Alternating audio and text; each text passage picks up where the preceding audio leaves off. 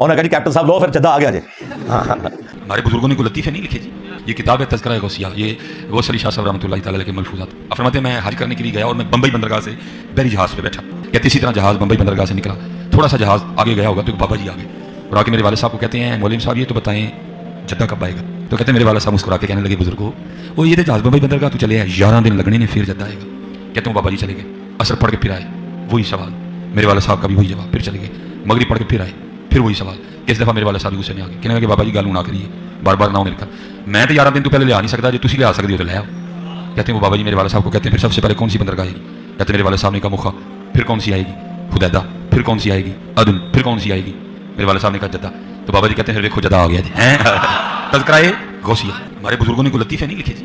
इन्होंने पता सी कि जद्दे तो बाद इंजीनियर साहब ने भी आना है।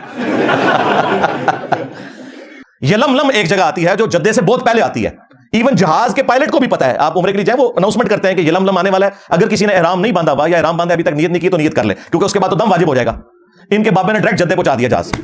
मुफ्ती दावत इस्लामी की बारगाह में तो उन्होंने वो बताया कि हम इस वक्त मुफ्ती दावत इस्लामी कुद्दस सिर्रुहु सामी के मज़ार पर हाजिर हैं और हम दोनों ने बिल्कुल होशो हवास में अपने कानों से सुना कि अंदर में बाजमात नमाज पढ़ी जा रही है, अंदर में नमाज पढ़ी जा रही है, बाकायदा किरात सुनाई गई हमको, ज़ोहर का वक्त हो, बाकायदा वो किरात सुनाई दी गई, ज़ोहर का वक्त हो, बाकायदा वो किरात सुनाई दी गई, ज़ोहर का वक्त हो, बाकायदा वो किरात सुनाई दी गई और सलाम फेरने के बाद अल्लाहुम्मा अंतस सलामो की दुआ भी हमने सुनी।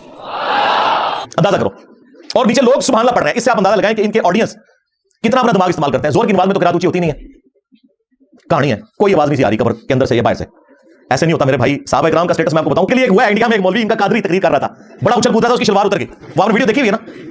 यहां के सारे तबलीग किस तरह करेंगे, सारे पढ़ाई में हम देवजी में शामिल होकर चल देंगे। नारे रिसालत उलमाए अहले सुन्नत, और कोई नहीं शेख अब्दुल कादिर जिलानी उसकी शलवार ऊपर करने के लिए आए। सारे मुरीदों को जन्नत में साथ ले जाऊंगा। अल्लाह के बंदों, तुमने कुरान हदीस पढ़ा ही नहीं हुआ।